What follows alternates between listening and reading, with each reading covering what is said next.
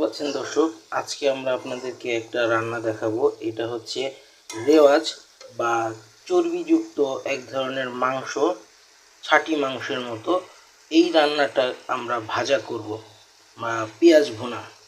তো এই রান্নাটাতে আমরা উপকরণ হিসেবে ব্যবহার করছি পেঁয়াজ বাটা, আদা বাটা, রসুন বাটা, পেঁয়াজ কুচি, কাঁচামরিচ কুচি, টমেটো কুচি, লবণ, সরিষার তেল, তারপরে হচ্ছে আপনার ধনেপাতা বাটা, পুদিনা পাতা বাটা ও বিলাতি ধনিয়ার পাতা বাটা, সেই সাথে গরম মশলার গুঁড়া, আর সেই সাথে হলুদ, মরিচ, ধনিয়া, লেবুর রস, আর ব্যবহার করছি হচ্ছে লেবুর চোচা।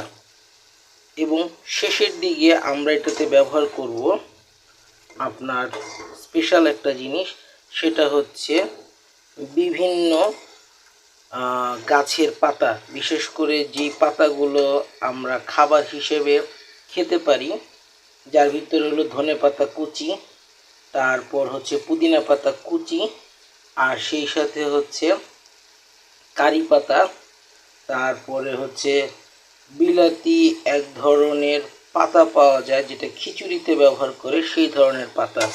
আপনারা আমাদের রান্নাটা দেখতে থাকুন। আর এটা ভুনা টাইপের করব। ভুনা বলতে হচ্ছে একবারে মাখা টাইপের ভাজা। এই পর্যায়ে পর্যাপ্ত পরিমাণে পানি দিয়ে আমরা ঢাকনা দিয়ে ঢেকে দিচ্ছি।